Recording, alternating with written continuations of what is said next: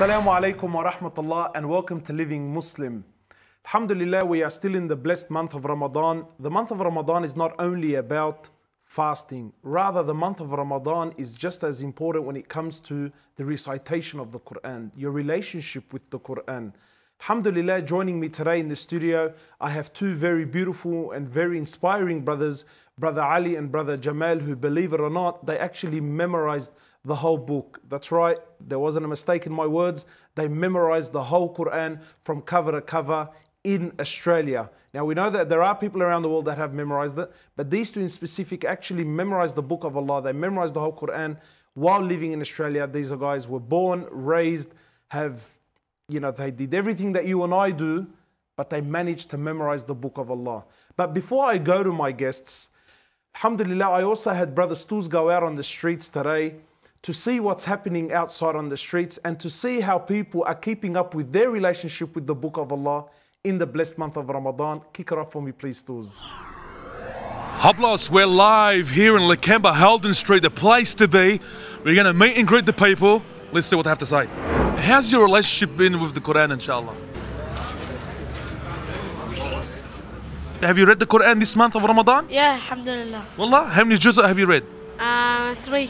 Alhamdulillah, I have a routine reading the Quran. I try to finish every 5 days one khatam.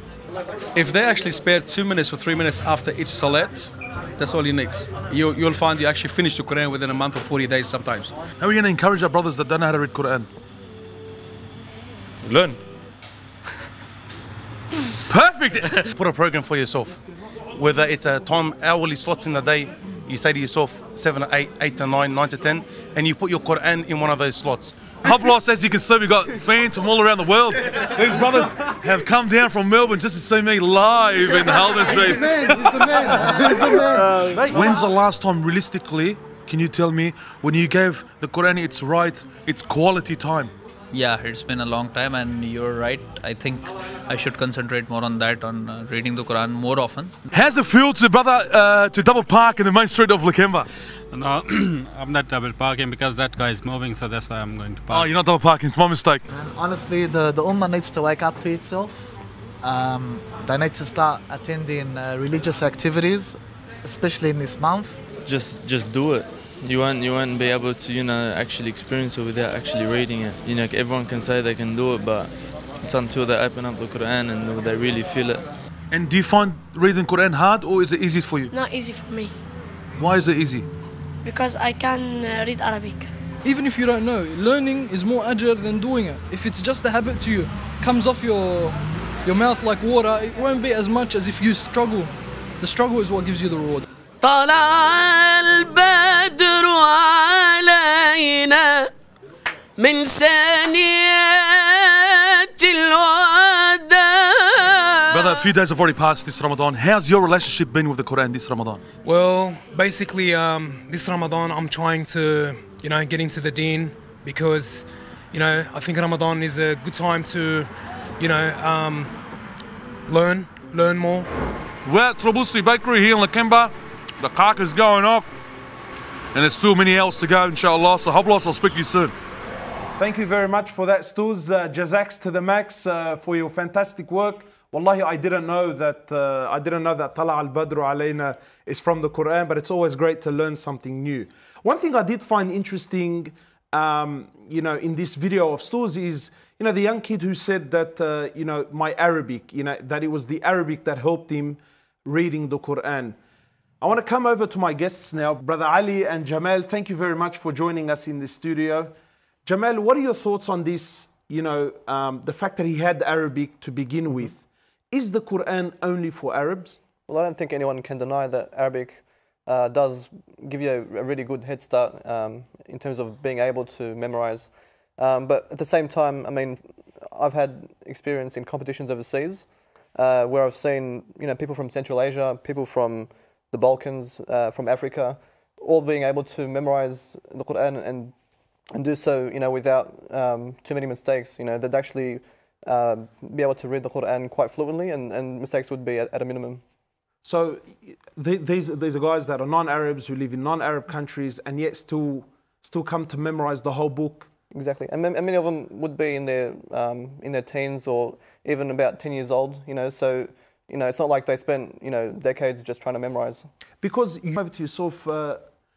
The idea of memorizing the Quran is a beautiful one, and I've mixed with lots of people. We've sat down and spoken about memorizing, but when it comes to the implementation of it, it's a different ballgame. Even I know for myself, I've sat down many times and said, "Yeah, this is it," and I've cracked with Surah Al-Baqarah, and here comes the first 5. I get it in there, but when I turn the page over, I almost have a heart attack, and then very easily I give up. I wanted to ask, what are some of the challenges? What are some of the things you go through in memorizing the Quran? Yeah, Muhammad, memorizing the Quran isn't an easy thing in itself. Okay, it does take a lot of time. It does take a lot of effort. It does take a lot of motivation. So from the beginning, you're going to have something there that's going to help you memorize all the time. So you're going to have something that's going to keep you motivated. One of the things as well is to stay committed. Keep things simple. Don't harden the memorization upon yourself. How else can we overcome some of these challenges? Allah subhanahu wa ta'ala says, وَاسْتَعِينُوا بِالصَّبْرِ وَالصَّلَاةِ. So Allah subhanahu, and that's one of my favorite ayat. Allah subhanahu wa ta'ala says, and seek help in patience and in prayer and in salah. So read what you are memorizing in salah. It helps you memorize. It helps you strengthen your recitation. Have patience, because it's not easy. It's not like a walk in the park. It takes time. I memorized the Quran over 6 years, for example. It's not like I memorized 6 years, and this was with your schooling, and this was juggling everything. It wasn't like I opened the Quran one night and the next day I had it done and dusted. Within your 6 years, though, Ali, I want to ask, was the Quran a priority, or did you do this in spare time? Well, it was a bit of both. It was a bit of both. Like I said, I set myself a program. I would memorize twice a week. That's with juggling, my studies as a 11-year-old boy up until I finished school, HSC. Set myself a program, and I didn't go too much over and too much under, and I stayed consistent. That's the best way to do anything. Jamal, what are some of the things that you did while trying to memorize? How did you tackle some of your challenges? Yeah, well, my own journey began when I was about 2 years and 8 months. I mean, that's, of course, the favour that returns to Allah subhanahu wa ta'ala firstly, and to my parents secondly. And in particular, my mum. I think many sisters will be familiar with Jamal, who gives lessons to sisters. She's actually a revert to Islam. She converted, I think, in her teens. So your mother's a revert, and you started your memorization at 2 years and 8 months. Yeah, I mean, that's just with, the very small surahs. So we're talking about, قُلْ هُوَ وَاحَدْ قُلْ أَعُوذُ بِرَبِّ الْفَلَقِ قُلْ أَعُوذُ بِرَبِّ النَّاسِ, and so forth. What do you mean the small surahs? These are the ones I'm still on. Yeah. Wow. So you started these at such a young age, and then your journey sort of really kicked off from there. Jamal, I want to ask, I mean, after reading the Quran so much, and I was having a chat with you before, you said to me within the first 3 days of Ramadan, you've read the whole Quran in 3 days. I didn't want to mention that. I mean, it's just, yeah, I know, but wow, like that's that's really amazing. As you read, do you have a favorite verse? And if so, can we hear it from you, please? Sure. بسم الله الرحمن الرحيم إن الذين يتلون كتاب الله وأقاموا الصلاة وأنفقوا مما رزقناهم سرا وعلانية يرجون تجارة لن تبور. Wow, mashallah. Jamal, you must be very, very proud with a very fine product. Wow, mashallah, that's very, very nice to hear. Ali, what about yourself? Do you have a favorite? Favorite, there's a lot. It's a bit difficult. I know it's very hard to sort of narrow it down. But when I ask you, let's say I was to ask you now, what's your favorite verse? What's the first thing that comes to your mind? 5 minutes ago would have been something different to now. SubhanAllah. The one I just mentioned, for example. Can we hear it from you, please? أعوذ بالله من الشيطان الرجيم واستعينوا بالصبر والصلاة وإنها لكبيرة إلا على الخاشعين الذين يظنون أنهم ملاقو ربهم وأنهم إليه راجعون. MashaAllah. Well, guys, thank you guys so much for joining us here in the studio. Wallahi, it's very nice. It's very inspiring to hear, that you guys actually accomplished memorizing the book of Allah subhanahu wa ta'ala. So bringing this back to you and I, brothers and sisters back home, it is doable. There are no excuses. And the reward of memorizing the book of Allah subhanahu wa ta'ala. I mean, just imagine with me, on the day of resurrection, Allah subhanahu wa ta'ala will speak to that person that memorized the Quran. And Allah subhanahu wa ta'ala, more or less, He will say to this person, recite like you used to recite in dunya. And your level in Jannah will be with the last verse that you recite. Imagine the person who had memorized the whole book. Imagine the person who's going to recite every single verse in the Quran. Where will his level be? Of course it will be the highest. So my brothers and sisters, and it is doable. So there's no excuses. Don't give me, look, I'm not an Arab. I come from this country. For myself, I'm learning Arabic. So I'm still at the Alif Beta stages, guys. Right? I'm learning Arabic. And wallahi, the guys that are leading the class, they're non-Arabs.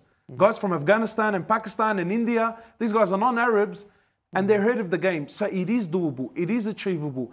And more than that, for myself, Brother Jamal was speaking about his mother and how his mother was a big influence. The greatest reward that you and I can ever give to our parents is memorizing the book of Allah. On the day of resurrection, when everyone will be resurrected naked, uncircumcised, barefooted, the parents of those people that memorize the Quran, they will be given cloaks, like royalty, a garment. And Allah subhanahu wa ta'ala will put a crown on their heads. So, wallahi, what a fantastic gift to give back to our parents, those people who made such an effort. And speaking of parents, Ali, we had a very nice get together with your mother earlier today. We wanted to make this as a surprise for you and as a thank you for coming on to the show. We actually asked your mother as to how she felt about you and about you memorizing the book of Allah subhanahu wa ta'ala. And this is what she had to say.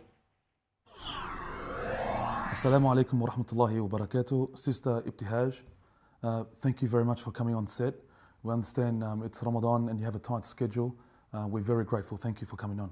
Wa alaikum assalam wa rahmatullahi wa barakatuh. Thank you for having me over. Thank you. Sister Ibtihaj, Ali doesn't know you're here. And we want to surprise him. I need you to look into the camera and tell him how you feel. Ali, I love you so much. You know, I've always told you that you are my eyes that I see in. You, Ali, you are the eyes that I see in. You and your brothers and your sisters. I love you very much. Inshallah, you'll be good in this dunya and you'll be good in the hereafter. And I know you're a good role model for all the ummah out here. And Luqman, and Safiya and Aisha, and all of them. All my kids, alhamdulillah, Rabbil, I'm very good. And I love all my children very much.